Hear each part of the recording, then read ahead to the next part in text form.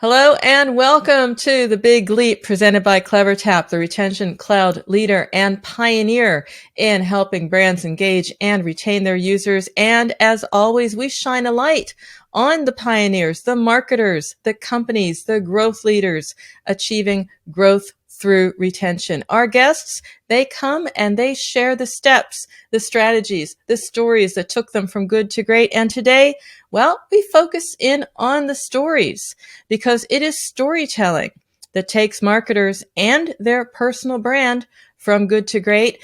Our guest knows because that is what he does for his clients and throughout his career. He has been focused on digital sales for close to 10 years. And during that time, he has focused on helping his clients develop relationships with their customers by developing compelling content, sometimes on LinkedIn, sometimes some other places. And he also helps entire teams scale employer branding efforts. And guess what?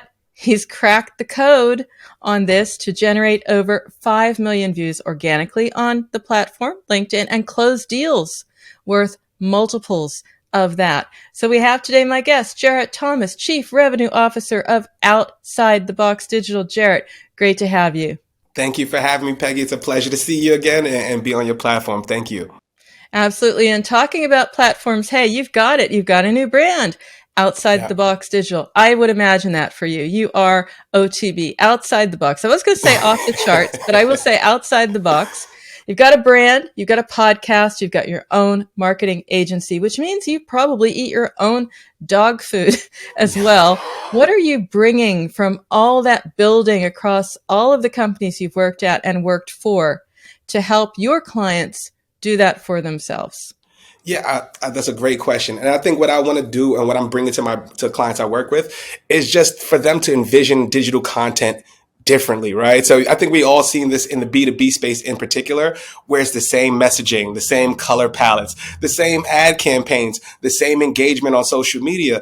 And I want to shift their mindsets to let them know that they can be fun again. They could have content that resonates with a user and it doesn't have to sell all the time, right? So some of my best content was just me telling a story about myself, whether it's how I got into sales, parenting, maybe I didn't get a good sleep last night. A CEO ghosted me at 8:30 at night and we were trying to close them, right? These are all things that happen in your natural progression of work. So I just share that journey and allow people to come into that journey. And I want to do that for brands, right? What is the day-to-day like? What do you really believe in? What do you want your customers to extract from you? And how do you help, right? And how can we put that in a fashion that's enjoyable, right? It doesn't have to be boring all the time. So that's really what I'm focusing on. How can we make marketing fun again? What can we do to tap into our creativity and reach our customers? That's cool. Make marketing fun again. It doesn't have to be boring. It does have to be effective, but that's the cool part of it, right? Because to be effective, you have to have a brand, a personal brand, and they're intertwined. And we're going to talk about that. But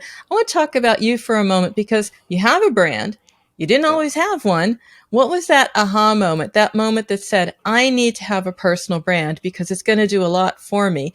Maybe also reduce the cold calls. Yeah, so my introduction into a personal brand was when I was working at a place called iPullRank. It was a small agency, 15 people strong. It was a full service SEO agency. And then I had just been in a weird place in my career. I had good quarters, bad quarters. I had years where I was the top performer. I had years where I was the middle of the pack performer. And me going into this agency, I'm like, man, if I'm going to be going after Nike, Ubers, Lyfts of the world, they're not going to do it by a cold call because we have zero brand recognition or very little, right? So I had a conversation with the CEO at the time, right before hiring me. And I'm like, man, how are we generating revenue? And he told me very clearly, he said, man, it's through Twitter. I have a great personal brand. I have 50,000 followers, but I'm also on the circuit and create content. So that was leading to a lot of referrals, a lot of inbound traffic. And once I heard that, Peggy, it was bing, light bulb went off. I said, holy crap. Okay. So if you're generating millions of dollars of revenue from inbound, strictly inbound, that means your services are really good, but the content is really effective. So if I can do that and break the sales barrier down and show people my expertise and who I am as a person instead of Jarrett the seller, then my sales, will expand exponentially. And so that's what we did. So I had the conversation with them and I was like, look, I'm going to focus on content. So me and my sales partner, Lee Gall, we would go downstairs every single morning with a cup of coffee before we start our day and we would just pull out our phones. No rhyme, no reason, no editing. We didn't have any documents, anything like that. It was just, what are we going to talk about? Some days we spoke about SEO, content related to our services, but sometimes it was just, man, I'm tired today. Let's bring the motivation, or I didn't get a good sleep, or Kobe Bryant passed away, anything that was happening in the mainstream news. And our main goal was just to generate conversation. And if you generate conversation, it leaves me opportunity to work with you potentially. That was the moment that made me say, whoa, if I can do this and scale it, right? So my whole thing in sales was I would get my sales through understanding the business and my personality. But how do I scale that? Right? How do you scale that? If me and you get on a conversation, I feel like I could build a relationship, but how do I build relationships at scale? And that's me telling my story. Where do I come from? How did I get into sales? How do I land my big deals? How do I prep for big meetings? Right? How do I maintain relationships with big people? All of those things. And I would just give it back to the network as I was learning and not knowing I was providing a lot of value for people that were doing similar things. And then from there, it just grew and it grew. And then I just built an entire inbound pipeline where CMOs, VPs of marketing would reach out and say, Jarrett, I love your content. They would never engage with me, never like the post, never commented, but they were actively watching. And it kept me top of mind. Lurkers, and that's what it's about, right? And they would reach out to me. And then what we've seen as a result of that, a sales call that would normally, or process that would take 4 to 5 months, now is only taking 1 month because they want to work with you. They like your stuff already. You've already built that trust and credibility. So now I'm not doing a discovery call. I'm just having a conversation and thinking about ways I can help you. And the interesting thing is, it goes back to marketing in a way. It's a little bit like marketing on steroids. This is digital. This is brand. This is podcasting. This is using all the platforms. We'll get to that in a moment. But, it is about things like you buy from people you like. That's it. Right? Familiarity builds frequency, builds trust. These are straight out of Business 101. And this is just moving that further and getting to have that momentum. Now, you talked about the benefit here. How do you frame that when you're talking to a client? I think most brands are realizing that the personal brand is beneficial to the brand. I think where they lack is the execution of it. Right. Mm-hmm. So most brands, it's like, hey, take this webinar, take this blog content that the marketing team produced. Oh, throw it onto your network and let's see what happens. But the problem is, it's not your voice. And then the salesperson, if we're being honest, they don't necessarily care about what marketing produces because there's always a disconnect. Marketing provides 30 leads. I call these 30 leads. They're not ready to buy. You're pointing the finger at me for not closing, and I'm pointing the finger at you for giving me bad quality leads, right? So blame essentially, game. Got it. The blame game, and that's what I've experienced my entire career, right? So how I basically tell people to inspire it, like I just use my story. I'm in a 2-bedroom apartment in the Bronx right now, and I've been able to unlock doors in my life and in my career that I never would have had access to. It's people that want to go, CEOs that want to go for lunch. They want to mentor me. They want to, connect me with new referrals for my business and things like that. And that's what it's all about. So any brand is thinking about what should I do for a personal brand and what the inspiration is. They should want to be their own voice. And if you give them the opportunity to create their own voice, tell their own story, and you empower them, you're going to have an employee that's going to stick longer, that's going to be more happy in his role, and that's going to be willing to go above and beyond for you, right? But the problem is most brands don't even incentivize it.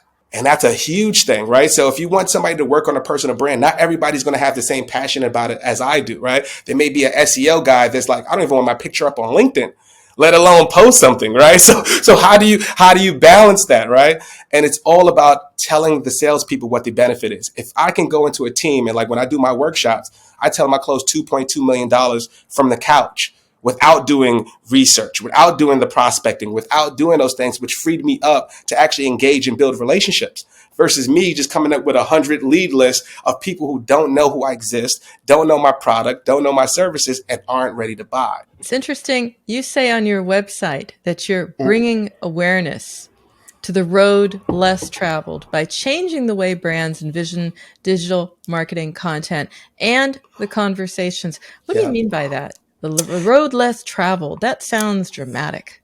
It is. But if you think about my story and people to give you context. So for anybody listening on LinkedIn, the reason why LinkedIn is exploding the way it is because it's a content deficient platform, meaning that only 2 to 5% of people who are actively on the platform post every single day. Mm. So if you're wondering why people are, talking about LinkedIn, is because you can get 100,000 views, 200,000 views with your target audience because people are afraid to post there. Why?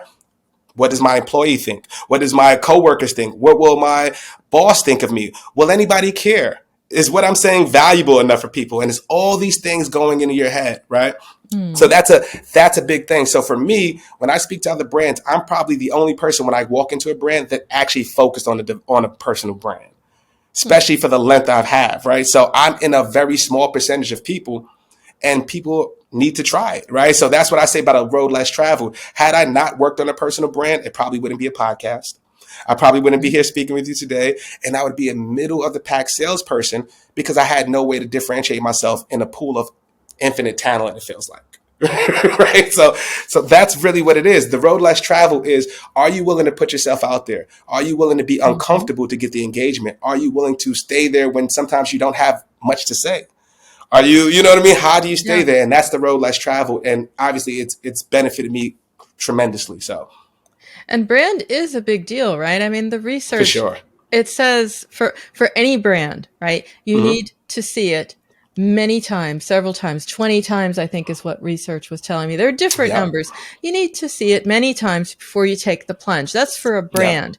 And a personal brand is in many ways the same way. Tell me a little bit about what you tell your customers, or what your clients rather, what you've also seen works when it comes to attracting their customers, those magnetic, awesome, meaningful, memorable experiences. What works? So how I start with my customers, I start with two things. I do a social media content audit for their brand. So I look at every single platform that they're actively posting on, and I break down each of their posts and why they succeeded and why it didn't.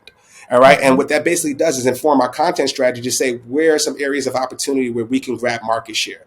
What aren't we doing? What are people gravitating to so we can invest more in those areas? Right.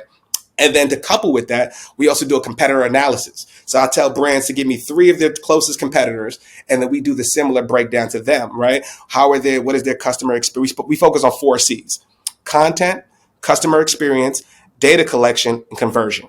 And whatever that's defined as far as conversion, it could be email, newsletter sign up, it could be actual purchase, any of that, right? But those are the 4 principles that we focus on, right? How is your content performing? How are you collecting data from that customer? And what is the two-way street you're creating, or what value exchange or value add you're providing? Data conversion. What does that customer journey look like? And are we simplifying the process, right? People's attention spans are like this. So how can we hold their hand and make it an enjoyable experience at every touch point?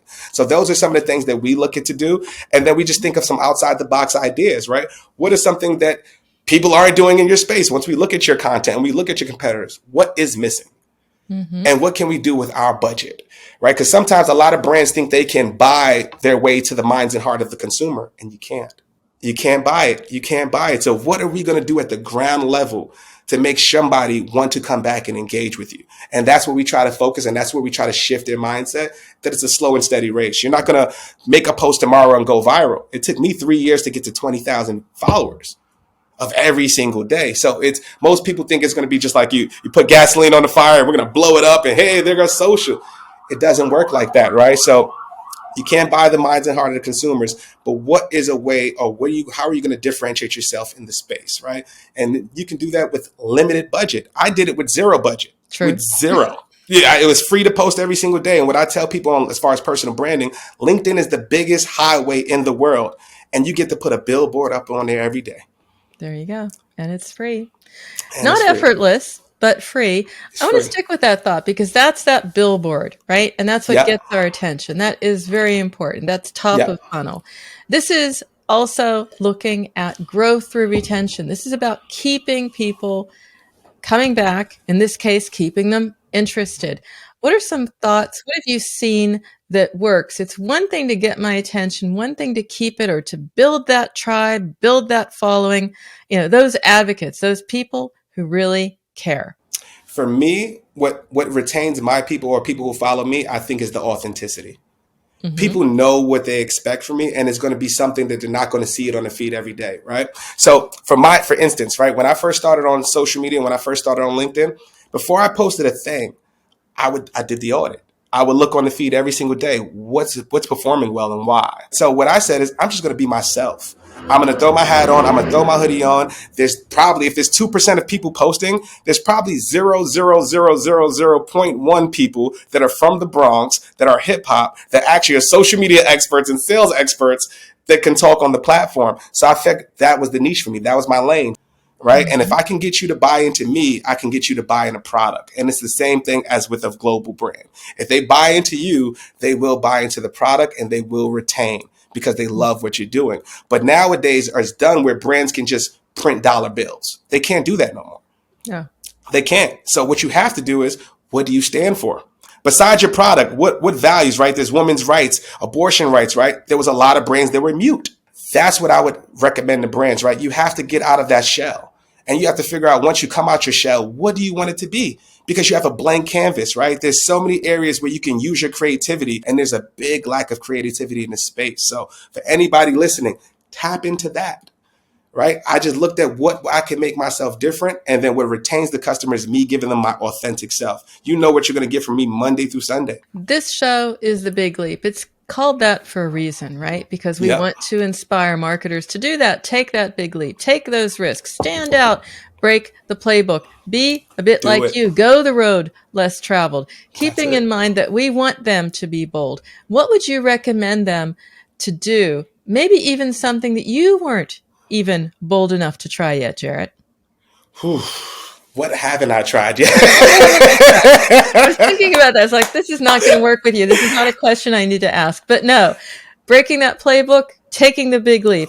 What is it? Maybe one that you haven't taken. I would say for all marketers, get into sales. Okay. Get into sales. Most marketers that I've worked with, they're great marketers, but they don't understand my world.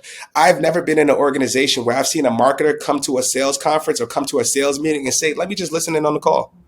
Mm-hmm. Let me hear what the customers are saying. Let me hear their challenges. Let me hear their problems. Most of the times we're just shooting in the dark. Work with your sales team. Work with a Jarrett, partner with a Jarrett at your sales organization right now that doesn't mind putting themselves out there and come up with a combined strategy. We certainly have the deal flow to show for your efforts as well, Jarrett. You were selling and are continuing to sell on personality at some level. And it's what you relied on to sell, as what I read in your bio, 80K in 2 weeks using social selling. What does this mean? Unpack this for me. Yeah, so this was a really cool conversation. So I think it was like maybe a year into the personal branding. It was a rough quarter. I'm going to be honest with you, because obviously everything was inbound. So you can't really project what's going to happen inbound. I may get 4 leads one week. I may get one lead the next week. And it was kind of fluctuated. So out of the blue, I had a random VP of marketing reach out to me like, hey, Jarrett, I love your content. I've been following you for a year and a half. I just love everything that you do. I just happen to be in the service for an SEO company. This is what I need to do. I'm looking for SEO audits, this, and the third. Can we chat tomorrow for coffee? Absolutely. But when I got on the call, what happened was she had her entire team there.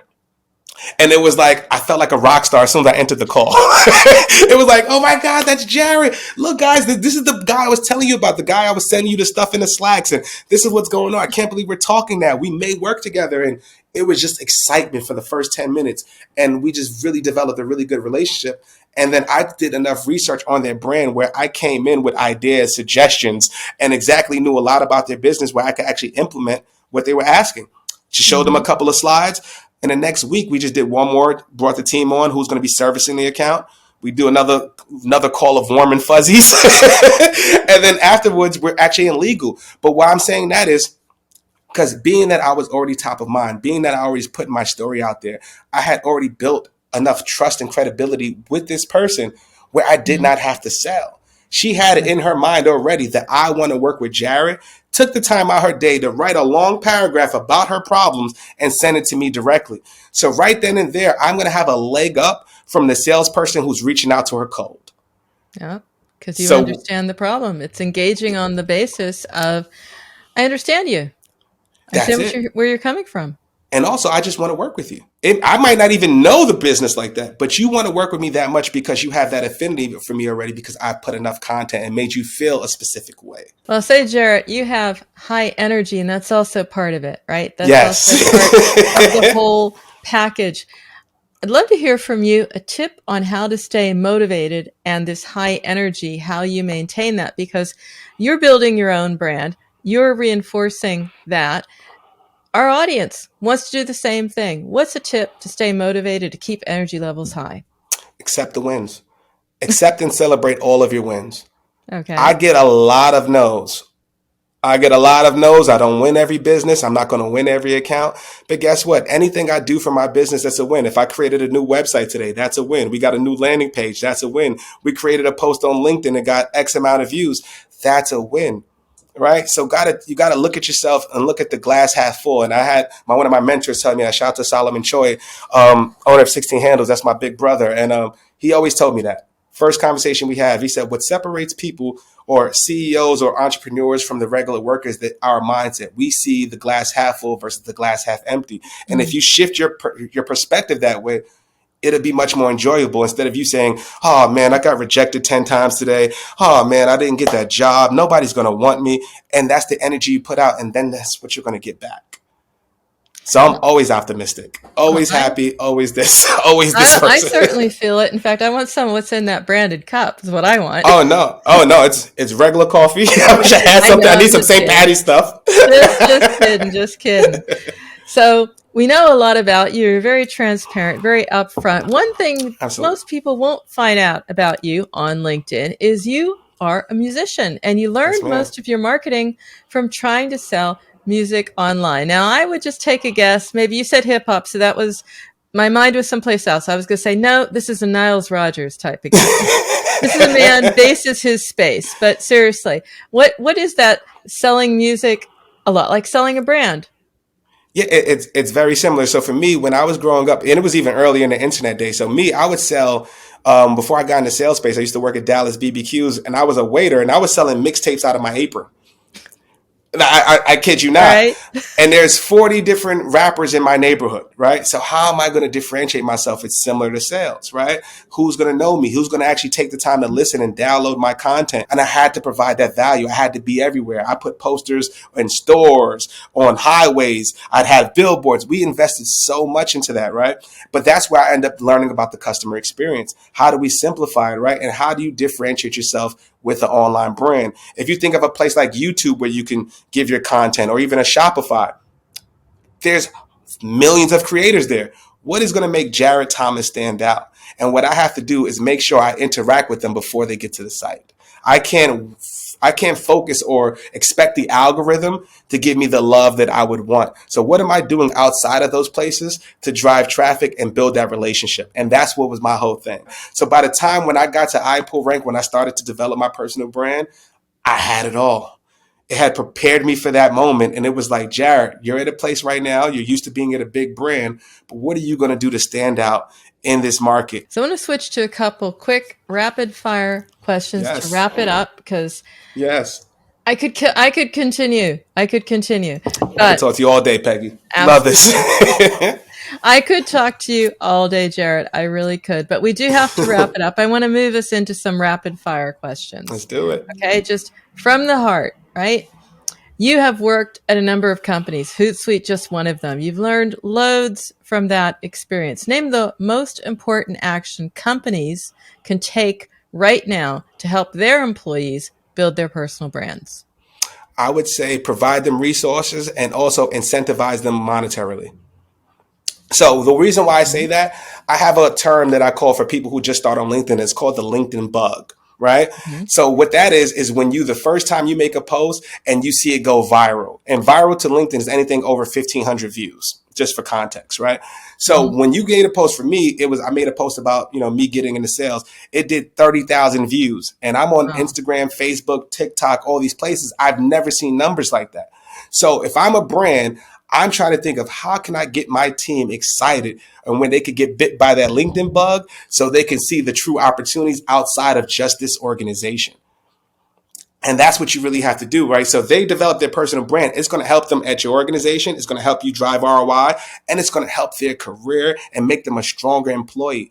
So you should Mhm. want that, right? So In order to get them to get to that point where they have the LinkedIn bug, you have to create a process in place where they're actually posting actively. So like for a first week, whoever gets the most impressions on LinkedIn this week gets a $50 gift card. Whoever gets the most engagement this week gets $150 or get Friday off or something like that. Gamification right. is key. Make it a contest. Yeah. So by the time you're into the first full month of doing it, I've been posting for 5 days, 20 days now for the entire month. One of them are going to go and one of them is going to get enough exposure where they're like, holy crap, I like this. And let me see where this takes me. And if you get them to ask that question, you're going to have employees, whether it's 10, 20, 30, 40, 50, that are waving the brand flag with you without needing any guidance. Let's pretend you're giving a masterclass, which you do. You have your workshops. You're giving a masterclass in positivity, authenticity. What's the one small thing marketers can do for the biggest impact? Don't be afraid to bring your whole self to work. So why I say that, and this is why there needs to be a lot of diversity in marketing or diversity in the industry. We all have different backgrounds. We come from different communities. We have different experiences in life, right? And those are different demographics that we're all going to try to market to. So